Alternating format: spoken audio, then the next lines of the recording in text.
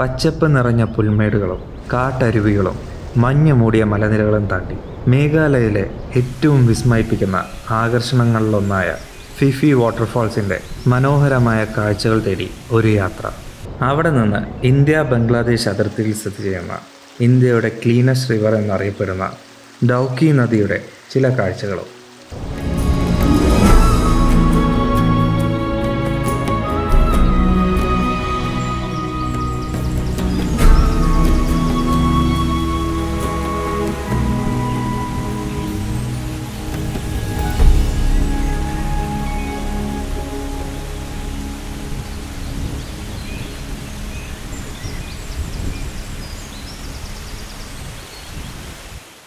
മേഘാലയയിൽ ഇന്നെൻ്റെ രണ്ടാമത്തെ ദിവസമാണ്. ഇന്നലെ ഇവിടെ എത്തി ഷില്ലോങ്ങില് പൈനെയർ എന്ന ഒരു ഹോം സ്റ്റേയിലാണ് സ്റ്റേ ചെയ്തത്.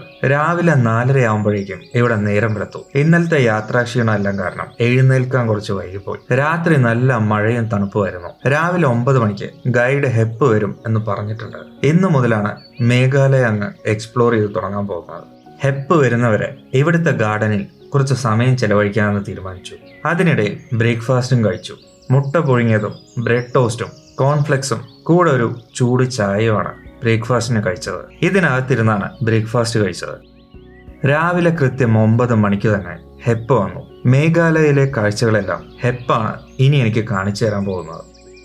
അങ്ങനെ പൈനെയറിനോടും അവിടുത്തെ കെയർ ടേക്കറിനോടെല്ലാം യാത്ര പറഞ്ഞ് അവിടെ നിന്ന് ഇറങ്ങി. എപ്പിസോഡ് 1 ഷില്ലോങ്ങിൽ വന്നെത്തിയതും അവിടുത്തെ സ്റ്റേ എല്ലാം ഉൾപ്പെടുത്തിയിരിക്കുന്നത്. ആ വീഡിയോ ലിങ്ക് ഡിസ്ക്രിപ്ഷനിൽ കൊടുക്കാം. ഇന്ന് സൺഡേ ആണ്. ഇന്നലെ ഈ റോഡിലെല്ലാം നല്ല തിരക്കായിരുന്നു. സൺഡേ ഷില്ലോങ്ങില് തിരക്ക് കുറവാണ് എന്നാണ് അറിയാൻ കഴിഞ്ഞത്. പള്ളിയിലേക്ക് വന്ന ആളുകളുടെ വണ്ടികളാണ് ഈ റോഡരികിൽ കാണുന്നത്. എല്ലാ സൺഡേസിലും ഇവിടുത്തെ കടകളെല്ലാം അവധിയായിരിക്കും. നമ്മുടെ നാട്ടിലെയൊക്കെ പോലെ തന്നെ ഷില്ലോങ്ങിലും കുറേ ടൂറിസ്റ്റ് സ്പോട്ടുകളുണ്ട്. പക്ഷേ എൻ്റെ പ്ലാനിൽ ഷില്ലോങ്ങിലുള്ള സ്ഥലങ്ങൾ ഉൾപ്പെടുത്തിയിട്ടില്ല. അങ്ങനെ ടൗൺ എല്ലാം കഴിഞ്ഞു. ഇനി ഇവിടുന്ന് അങ്ങോട്ട് മുഴുവൻ പച്ചപ്പാണെന്നാണ് ഹെപ്പ് പറഞ്ഞത്. അതുതന്നെയാണ് എനിക്കും ആവശ്യം. ഇന്നത്തേത് ഒരു ലോങ് ഡ്രൈവ് ആയിരിക്കും എന്നുകൂടി പറഞ്ഞു. മുന്നോട്ട് പോകുന്തോറും ഈ സ്ഥലത്തിന്റെ ഭംഗി കൂടി വരികയാണ്. മഴക്കാറുണ്ട്. മഴ ഏതു സമയവും പെയ്യും. മേഘാലയയിൽ എപ്പോൾ വേണേലും മഴ പെയ്യാം. അത് മുൻകൂട്ടി കണ്ടു വേണം നമ്മൾ യാത്ര തുടങ്ങാൻ. മേഘാലയയെ 3 ഹിൽസായി തരംതിരിച്ചിട്ടുണ്ട് എന്നാണ് ഹെപ്പ് പറഞ്ഞത്. ആ 3 ജൈന്തിയ ഹിൽസിലേക്കാണ് ഇന്ന് പോകുന്നത്. പോകുന്ന വഴിയെല്ലാം നല്ല ഭംഗിയാണ് കാണാൻ. ഇവിടെയെല്ലാം നിർത്തി പോയാൽ പ്രധാനപ്പെട്ട സ്ഥലങ്ങളിലെല്ലാം എത്തുമ്പോഴേക്കും സമയം വൈകും. ഇപ്പം മഴ കുറച്ച് വിട്ടു നിൽക്കുന്ന കാരണം എത്രയും പെട്ടെന്ന് അവിടെ എത്താൻ നോക്കാം എന്നാണ് ഗൈഡ് പറഞ്ഞത്. ഹൈവേ കഴിഞ്ഞു. ഗ്രാമങ്ങളിലൂടെയുള്ള ചെറിയ വഴികളും പിന്നിട്ടു. ഇനി അങ്ങോട്ട് കുറച്ച് ഓഫ് റോഡാണ്. ഇവിടുത്തെ പ്രശസ്തമായ ഫിഫി വാട്ടർഫാൾസിലേക്കാണ് പോകുന്നത്. ഇവിടെ ഒരു എൻട്രി ഫീസും ഉണ്ടായിരുന്നു. 100 രൂപയാണ് കൊടുത്തത്. ഇവിടുത്തെ ഒട്ടുമിക്ക സ്ഥലങ്ങളിലും എൻട്രി ഫീസും പാർക്കിംഗ് ചാർജസും ക്യാമറ യൂസ് ചെയ്യുന്നതിനുള്ള ചാർജുകളും കൊടുക്കേണ്ടി വരും. ടൂറിസ്റ്റുകൾ കൊടുക്കുന്ന ആ കാശെല്ലാം ഇവിടുത്തെ ടൂറിസം ഡെവലപ്മെന്റിനും ഈ സ്ഥലങ്ങളെല്ലാം നന്നായി മെയിൻറ്റെയിൻ ചെയ്യാൻ വേണ്ടിയെല്ലാമാണ് ഉപയോഗിക്കുന്നത്. ഈ വഴിയിലൂടെയെല്ലാം ആളുകൾ ട്രെക്ക് ചെയ്ത് ഈ കാഴ്ചകളെല്ലാം കണ്ട് ആസ്വദിച്ചും പോകാറുണ്ട്. അങ്ങനെ പോകാനായി 3-4 കിലോമീറ്റർ നടക്കണം. ഒരു ദിവസം മുഴുവൻ ഈ ഒരു വാട്ടർഫാൾസ് കാണാനായി മാറ്റിവെച്ചാൽ അങ്ങനെ ചെയ്യാൻ പറ്റും. ഇന്നൊരു 2-3 ലൊക്കേഷനെങ്കിലും കവർ ചെയ്യണം എന്ന് നമ്മുടെ പ്ലാനിലുണ്ട്. അതുകൊണ്ട് പോവാൻ പറ്റുന്ന അത്രയും കാറിൽ കൊണ്ടെത്തിക്കാം എന്നൊരു ഉറപ്പ് ഹെപ്പ് തന്നിട്ടുണ്ട്. അതിനിടയ്ക്കൊരു റിവർ ക്രോസിംഗും വന്നു. ഒരു I-10 വെച്ച് സാധാരണ ഒരു റോഡിലൂടെ ഡ്രൈവ് ചെയ്യുന്ന മനോഭാവത്തിലാണ് ഹെപ്പ് ഇതുവഴി കയറി വന്നത്. പലരും അതിനു മുൻപേ വണ്ടി നിർത്തി നടന്നാണ് മുന്നോട്ട് പോകുന്നത്. നടന്നു പോയാലാണ് ഈ കാഴ്ചകളെല്ലാം മതിയാവോളം ആസ്വദിക്കാൻ കഴിയുക. വരും ദിവസങ്ങളിൽ കഷ്ടപ്പാടുള്ള ഒരുപാട് ട്രക്കിങ്ങുകൾ വരുന്നുണ്ട്. ഉള്ള എനർജിയെല്ലാം ആ ദിവസങ്ങളിലേക്ക് സേവ് ചെയ്ത് വെക്കാനാണ് ഹെപ്പിന്റെ ഉപദേശം. കോടമഞ്ഞ് വന്ന് മൂടുന്നുണ്ട്.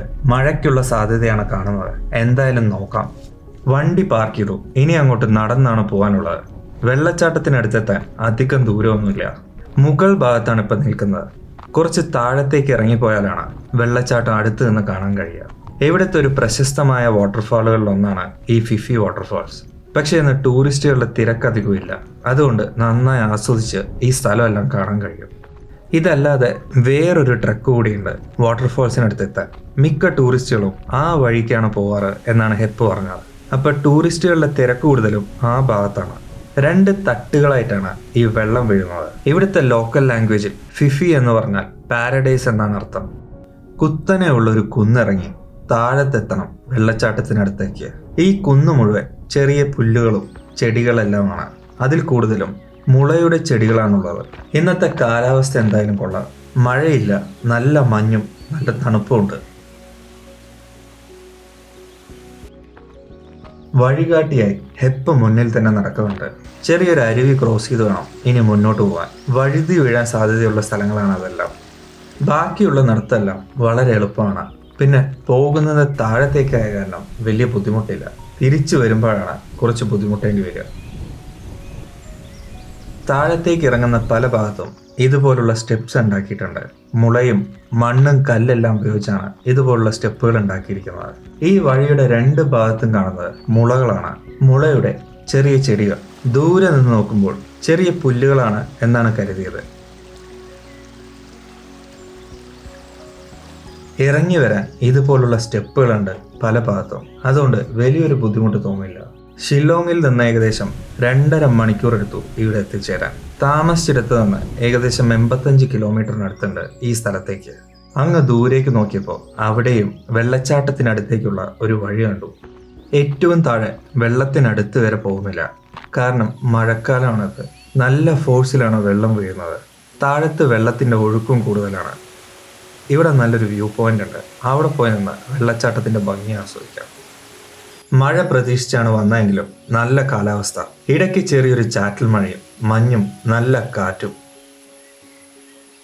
നല്ല ഉയരത്തിൽ നിന്ന് വളരെ ശക്തമായാണ് ഇവിടെ വെള്ളം വീഴുന്നത്. കുറച്ച് ദൂരെയാണ് ഞാൻ നിൽക്കുന്നതെങ്കിലും വെള്ളത്തിൻ്റെ തുള്ളികൾ ഇവിടേക്കും വരുന്നുണ്ട്.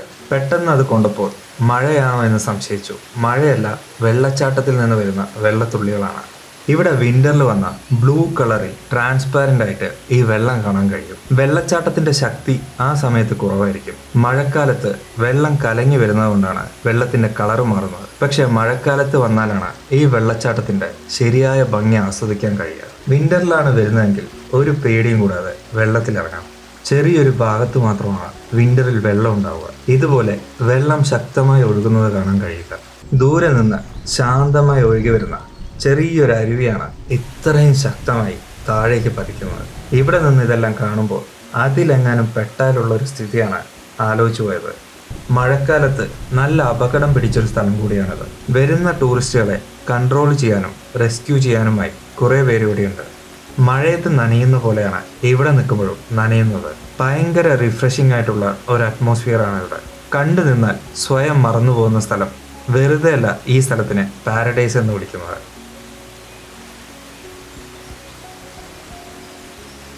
എനിക്ക് വെള്ളത്തിലിറങ്ങുന്നതിനേക്കാൾ ദൂരെ നിന്ന് അതിൻ്റെ ഭംഗി ആസ്വദിക്കാനാണ് ഇഷ്ടം. അങ്ങനെയുള്ളവർക്ക് പറ്റിയൊരു സമയം മൺസൂണിൽ ഇവിടെ വരുന്നത് തന്നെയാണ്. വെള്ളത്തിലിറങ്ങി അതിലൊന്ന് കുളിച്ച് ആസ്വദിക്കാൻ താല്പര്യമുള്ളവർക്ക് വിൻ്ററിൽ ഇവിടെ വരുന്നതാണ് ഏറ്റവും നല്ലത്. മൺസൂണിൽ ഇവിടെ വന്ന് വെള്ളത്തിലിറങ്ങിയാൽ അപകടത്തിനുള്ള സാധ്യത വളരെയേറെയാണ്. വാട്ടർഫാൾസിനടുത്തേക്കുള്ള മിക്ക ട്രക്കുകളും ഈ മഴക്കാലത്ത് ക്ലോസ്ഡ് ആണ്. കുറച്ച് ദൂരെ നിന്ന് ഇതിൻ്റെ ഭംഗി ആസ്വദിച്ച് തിരിച്ചു പോകാനേ കഴിയും.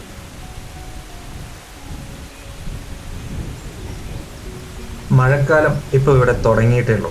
ഒരു 10 ദിവസം കൂടി കഴിഞ്ഞാൽ ഇവിടെ മഴയുടെ ശക്തി കൂടും. അപ്പോൾ ഈ വാട്ടർഫാൾസിൻ്റെയൊക്കെ സ്ഥിതി എന്തായിരിക്കും? കനത്ത മഴക്കാലത്തും ഇവിടേക്കുള്ള യാത്ര ഒഴിവാക്കുന്നതാണ് നല്ലത്. ജൂൺ ഫസ്റ്റ് വീക്കിലാണ് മേഘാലയ യാത്ര ഞാൻ ചെയ്തത്. ജൂൺ പകുതി മുതൽ ഏകദേശം സെപ്റ്റംബർ അവസാനം വരെയെല്ലാം വളരെ ശക്തമായി മഴ പെയ്യുന്നൊരു സ്ഥലമാണിത്. ആ സമയത്ത് ഇവിടേക്കുള്ള യാത്രകൾ ഒഴിവാക്കുന്നതായിരിക്കും എന്തുകൊണ്ടും നല്ലത്. അല്ലാത്ത സമയത്തും ഇവിടെ മഴ പെയ്യാറുണ്ട്. ഇന്ത്യയിൽ ഏറ്റവും മഴ ലഭിക്കുന്ന സ്ഥലങ്ങളിലൊന്നാണ് മേഘാലയ. പക്ഷേ മഴക്കാലത്ത് ലാൻഡ് സ്ലൈഡുകൾക്ക് ഏറെ സാധ്യതയുണ്ട്. ഇവിടേക്ക് യാത്ര ചെയ്യുന്നതിനിടയ്ക്കും കഴിഞ്ഞ ദിവസങ്ങളിലുണ്ടായ 1-2 ലാൻഡ് സ്ലൈഡുകൾ ഹെപ്പ് കാണിച്ചു തന്നിരുന്നു. ഹെപ്പ് പറഞ്ഞത് ഈ ഒരു സമയമാണ് മേഘാലയ കാണാൻ പറ്റിയ സമയം. 10 ദിവസം കൂടി കഴിഞ്ഞാൽ ഇതുപോലെ ഇവിടുത്തെ സ്ഥലങ്ങളൊന്നും കാണാൻ കഴിയില്ല. മിക്ക സ്ഥലങ്ങളും ടൂറിസ്റ്റിൻ്റെ എൻട്രി ക്ലോസ്ഡ് ആയിരിക്കും. ഒരുപാട് സമയം ഇവിടെ ചിലവഴിച്ചു. ഇനി തിരിച്ചു പോവാം. ഒരു സ്ഥലം കൂടി ഇന്നത്തെ പ്ലാനിലുണ്ട്. വണ്ടി പാർക്ക് ചെയ്ത സ്ഥലത്തേക്ക് എത്താൻ തിരിച്ചിനി ഒരു കയറ്റമാണ് കയറാനുള്ളത്. ഈ കയറ്റമല്ല വെറും ട്രയലാണെന്ന് ഹെപ്പ് ഇടയ്ക്കിടയ്ക്ക് ഓർമ്മിപ്പിക്കുന്നുണ്ടായിരുന്നു. കയറ്റമെല്ലാം കയറിക്കഴിഞ്ഞ് ഫിഫി വാട്ടർഫാൾസിലേക്ക് നോക്കി ഒന്നുകൂടി യാത്ര പറഞ്ഞു. ഇനിയും സമയം ഇവിടെ ചെലവഴിക്കണം എന്നുണ്ട്. മനസ്സില്ലാ മനസ്സോടുകൂടിയാണ് തിരിച്ചു പോകുന്നത്.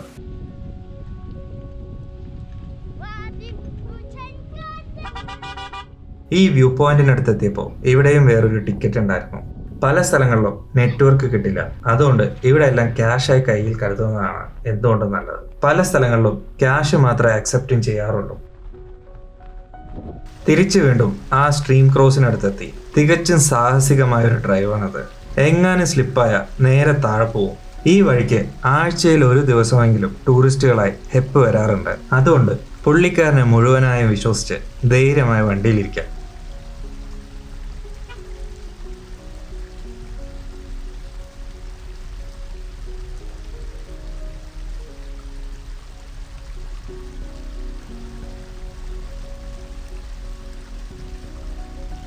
വീഡിയോന്റെ തുടക്കത്തിൽ സൂചിപ്പിച്ച പോലെ ഈ ഒരു സ്ട്രീമിന് മുന്നിലായാണ് പലരും വണ്ടി പാർക്ക് ചെയ്ത് നടന്നു പോകുന്നത്. ആദ്യമായി ഇതുവഴി വരുന്നവർക്ക് അത് തന്നെയാണ് എന്തുകൊണ്ടും സേഫ്.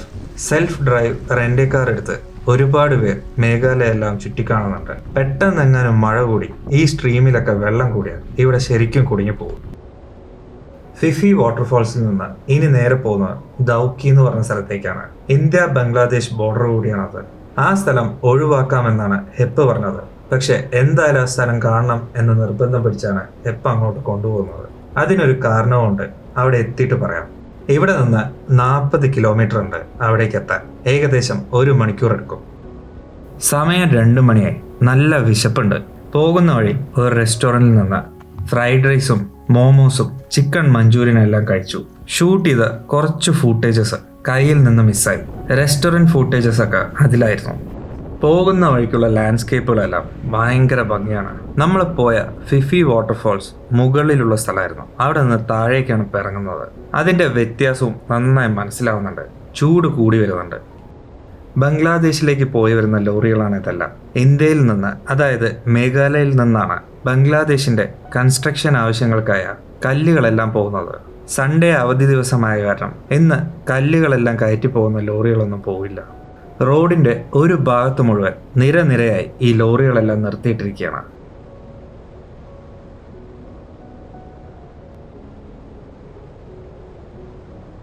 ഇവിടെയെല്ലാം ഇപ്പം മഴ പെയ്ത് തോർന്നതേ ഉള്ളൂ. നല്ല ചൂടുണ്ട്. ഇവിടെ ഹ്യൂമിഡിറ്റി കൂടുതലാണ് എന്ന് കേട്ടിട്ടുണ്ട്. അങ്ങനെ കുറച്ചു ദൂരം യാത്ര ചെയ്ത് ഇന്ത്യ ബംഗ്ലാദേശ് ബോർഡറിനടുത്തെത്തി. ഈ കാണുന്നവരെല്ലാം ബംഗ്ലാദേശിൽ നിന്ന് ഇന്ത്യയിലേക്ക് വന്നവരാണെന്നാണ് ഹെപ്പ് പറഞ്ഞത്. അവർക്ക് ഇന്ത്യയിലേക്ക് പ്രവേശിക്കുന്നതിന് മുമ്പ് പാസ്പോർട്ടും ID കാർഡെല്ലാം അവിടെ കാണിച്ചു കൊടുക്കണം. Friendship gate Dawki. ഇതാണ് ദൗക്കിയിലുള്ള ഇന്ത്യ ബംഗ്ലാദേശ് ബോർഡർ. ആ കാണുന്നതാണ് ബംഗ്ലാദേശിന്റെ ചെക്ക് പോസ്റ്റ്. നമ്മൾ വഴിയിൽ കണ്ട ലോറികളെല്ലാം ഇതുവഴി വന്ന് ബംഗ്ലാദേശ് ബോർഡർ കടന്ന് അങ്ങോട്ട് പോകും. ഇന്ത്യ ബംഗ്ലാദേശ് ബോർഡറിലുള്ള 0 പോയിന്റിലാണ് നമ്മളിപ്പോൾ നിൽക്കുന്നത്. കുറച്ചു നേരം ഇവിടെ നിന്ന് ഫോട്ടോസും വീഡിയോസും എല്ലാം എടുത്തു. ദൗക്കി റിവർ കാണണം എന്ന് പറഞ്ഞിട്ടാണ് ഹെപ്പ് നമ്മളെ ഇങ്ങോട്ട് കൊണ്ടുവന്നത്. ഇന്ത്യയിലൂടെ ഒഴുകി ബംഗ്ലാദേശിലേക്ക് പോകുന്ന ഒരു റിവറാണത്. ഇതാണ് ദൗക്കി ടൗൺ. ചെറിയൊരു ടൗൺ ആണിത്. ഇവിടെയും കുറെ സ്റ്റേ ഓപ്ഷൻസ് ഉണ്ട്. ഹെപ്പ് തന്ന ഓപ്ഷനിൽ ഈ സ്ഥലത്തും ഒരു സ്റ്റേ ഉണ്ടായിരുന്നു. റിവ്യൂസ് കണ്ട് ഞാൻ വേണ്ട എന്ന് വെച്ചതായിരുന്നു. ചില ഫ്രണ്ട്സും പറഞ്ഞിരുന്നു ദൗക്കിയിൽ സ്റ്റേ ഒഴിവാക്കുന്നതാണ് നല്ലതെന്ന്. കാരണം രാത്രി സമയങ്ങളിൽ ഇവിടെ കറണ്ട് പോകാൻ സാധ്യതയുണ്ട്. നല്ല ചൂടുമാണ് ഈ സ്ഥലത്ത്.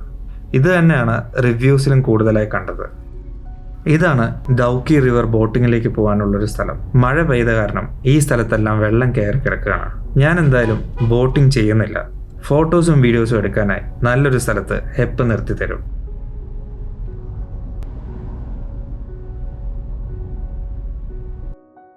എന്തായാലും കാണണമെന്നാഗ്രഹിച്ച് തേടി വന്ന ദൗക്കി റിവർ, ഉംഗോട്ട് റിവർ എന്നാണ് ഈ റിവറിന്റെ ശരിക്കുള്ള പേര്.